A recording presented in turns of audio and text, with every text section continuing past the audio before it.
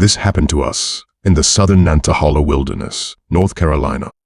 I've been up and down those ridges plenty of times.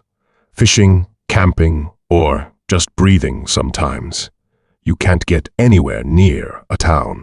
My cousin Tom and I were both in our 20s, a couple of hard-headed North Carolina boys who thought we knew the woods. Tom was more the rowdy type, loud, quick to drink, quicker to laugh, but I trusted him more than anyone. We'd been planning that trip for months, aiming for a long weekend deep in the wilderness. Away from people and traffic, we set out early Friday morning with enough gear to last us 4 days. Hiked in almost 10 miles past the standing Indian shelter, hugging the ridgeline until the trail disappeared into thickets and elevation. By mid-afternoon, we'd found the spot, a flat patch of land beside a stream that ran clear and cold. We pitched the tent, gathered firewood, and got to work gutting the brook trout we'd hooked earlier.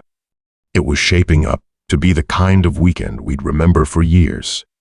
It started with the sounds. You get used to the normal forest chorus wind, squirrels, the occasional owl. But after sunset, something shifted. I was halfway through my fish when I heard it, a single crunch in the leaves just outside the glow of our fire. I froze, fork halfway to my mouth. Tom noticed and looked up. "You hear that? Something is here, dude." "Could be a deer," he muttered, brushing it off, though I saw his hand inch toward the shotgun resting beside his boot. But it came again, another crunch, deliberate, cautious.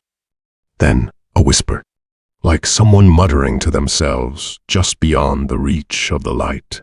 We stood, eyes scanning the black. Nothing moved. "Probably some damn night hiker or kids being stupid," Tom said, though he didn't sound convinced. "Let me scare them off." He picked up the shotgun, walked 5 paces toward the tree line, and yelled, "Hey! You lost or just stupid?" No response. He fired 3 rounds into the dirt. Bang, bang. The forest swallowed the sound of the fire. Nothing stirred. Then no voice called back. We waited a while, ears straining for footsteps, but there was nothing. "Idiots," Tom grumbled, sitting back down. We drank a couple more beers, tried to pretend we weren't both rattled. We turned in close to midnight. The cold crept into my sleeping bag, but it wasn't the chill that kept me awake. It was the feeling, like someone was standing just outside the tent, watching. I swear I heard the footsteps right after that, circling. Slow. Careful. I held my breath and nudged Tom. He was already awake, eyes wide in the dim light. "You hear that?" I mouthed. He nodded. We both reached for our pistols and flashlights. The steps paused, then came again, closer this time. Then, without warning, a blade slashed through the side of the tent. A clean vertical cut flapping open, and something dropped inside. I flicked the flashlight on and stared. 3 spent shotgun shells. The same ones Tom had fired earlier. "Jesus Christ," Tom whispered. We scrambled out of the tent, flashlights cutting through the dark like swords. But the forest was still. "Who the hell's out there?" Tom shouted. "Nothing." We fired a few warning shots into the trees, but there was no response, no fleeing figure. Just silence so thick it strangled your breath. We broke camp, shoving everything into our packs with shaking hands. By 2 a.m., we were back on the trail, heading north as fast as our legs would carry us. We reached the truck just after dawn. We didn't speak much on the drive back. We never reported it, and we never went back to that part of Appalachian. The year was 1995. We weren't the kind of boys who took things slow. Instead, we spent most of our days chasing down thrills that didn't cost more than gas money and guts.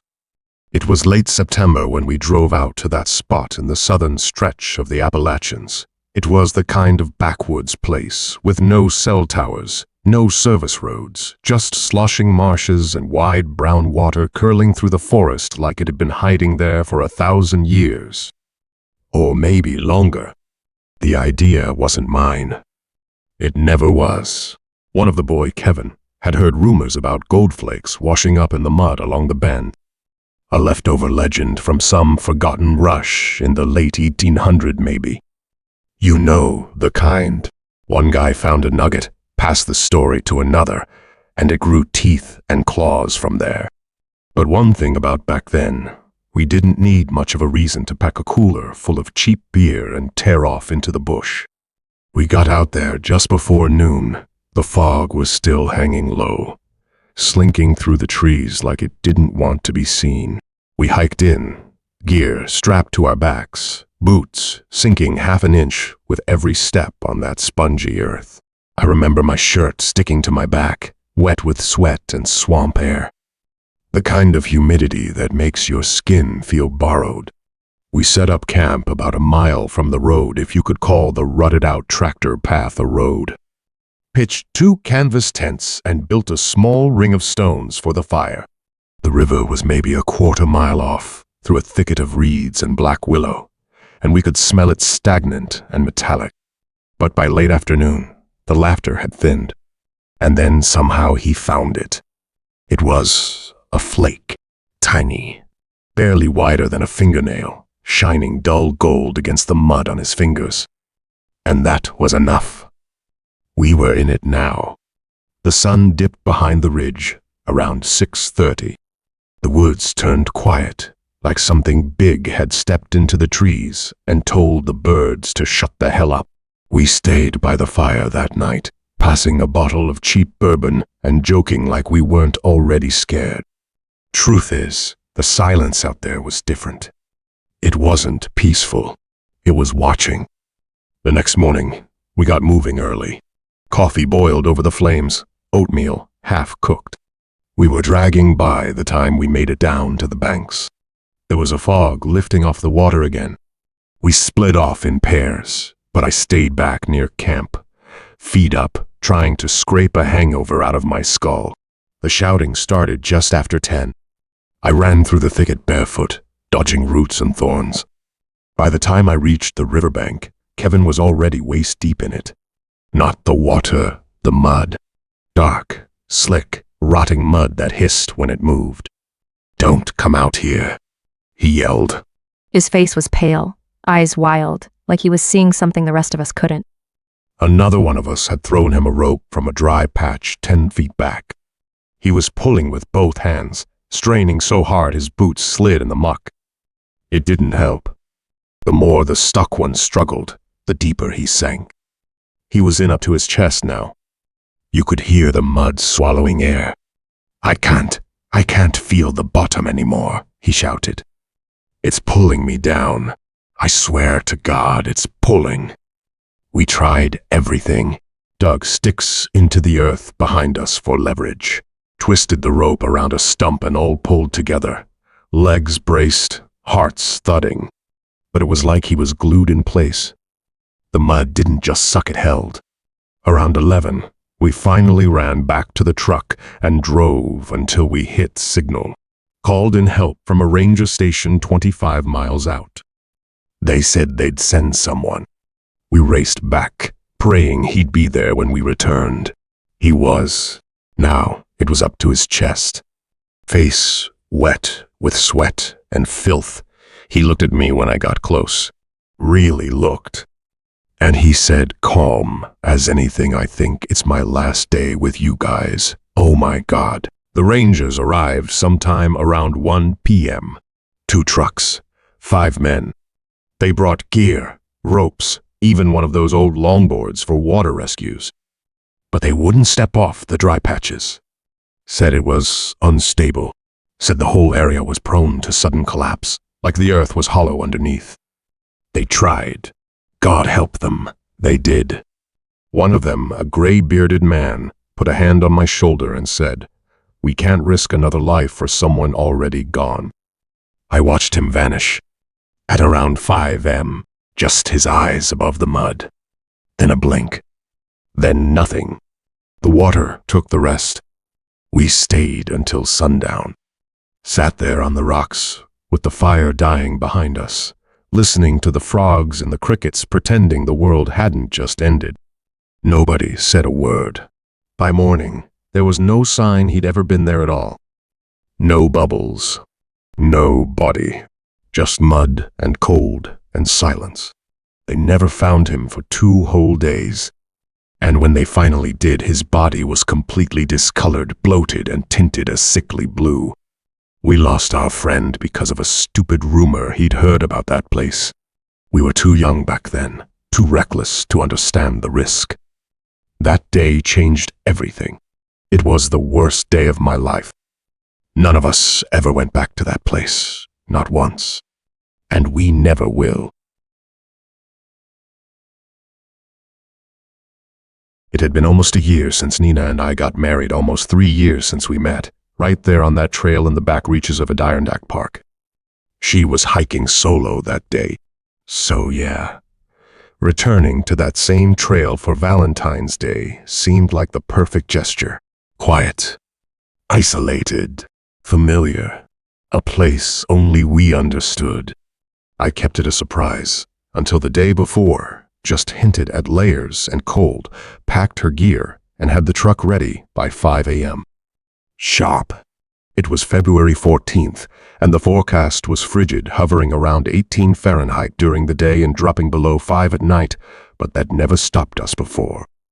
We weren't the sight by the fireplace, on a resort types. We were trail people. Freeze your ass off for the view types. Or at least, we used to be. We arrived near a place technically within Adirondack Park, but damn far off any marked maps. That's how we liked it. I had coordinates from my GPS saved from years ago. We parked in a patch of crusty snow off a logging road and started hiking in at 9 a.m. The trails sloped sharply upward, at first rocks buried beneath snow, ice clinging to pine roots. The sun was already diffused by a low bank of clouds. Nina was in front of me, her boots crunching steadily, breath puffing little clouds. I watched her walk and smiled. God, she still looked like the girl I met that fall. We made it about 5 miles in, following the ridge above a shallow canyon. Same place, same twisted birch tree, same sharp turn down toward the stream that had long frozen over. We reached the small clearing where we'd once stopped for coffee and photos, now dusted in snow, hidden by silence. This is it, I told her, tossing my pack off. Remember this spot? She did. She smiled. We spent an hour setting up our small 2-person tent just off the tree line. No other hikers. No cars on the logging road when we passed. Nobody within 10 miles of us, far as I knew. The first strange thing came around dusk, about 4 p.m. We were eating instant ramen under the taut tarp I'd strung for cover. The silence so complete you could hear the slush melt off a nearby branch. Then, from up the trail, came the sound of crunching bootsteps. Just one set. Nina froze, mid-bite. I lowered my cup. After a few seconds, a man came into view. He was off. Thin, wiry, wearing a patched-up green field jacket and torn black jeans. He wasn't carrying a pack, no snowshoes, nothing. And it was cold. You don't just walk out here like that, not unless you've got a damn good reason or you're desperate. He didn't acknowledge us. Just walked slow, steady, right past the edge of the clearing, maybe 20 feet away, and disappeared up the trail to the left. What the hell? Nina whispered. I stood and took a couple steps out from the tarp. Hey man, I called. No answer. The footsteps just kept moving. Then he did something weird. He raised his hand, holding what looked like a plastic bag, and just kind of waved it behind him. Then he was gone. We didn't say much after that. Ate in silence. Nina kept watching the trail. I pretended not to care. The sun was completely gone, and that Appalachian chill had wrapped itself around the trees. We crawled into the tent together. I zipped the entrance tight, tossed an extra blanket over Nina, and kept my fixed blade knife tucked beside my sleeping bag. Then something even strange happened. A soft voice. I couldn't make out the words, but it sounded like someone talking on the phone. And then we heard the footsteps. Then a plastic bag crinkled. We both sat up slowly. I peeked out of the tent zipper. I saw something I hadn't expected. Down the trail, just barely visible, was a man standing, facing us. Same coat, same hat, just standing there. He had a phone to his ear, except it was upside down. He wasn't talking into it, just holding it there. And his clothes were different. Now, tan cargo pants. My heart stopped. Then he slowly turned and walked off the trail again, into the trees. We stayed up the rest of the night, knife in hand, barely breathing. By 6 a.m., I looked at Nina. Her eyes were bloodshot. "Pack up," I whispered. We tore down camp in 15 minutes, barely speaking. I didn't care about anything but getting the hell out of those woods. We drove until we hit the edge of the park. I haven't taken Nina hiking since. I don't even know what we saw. A drifter? A lost camper? Someone with a mental illness, maybe.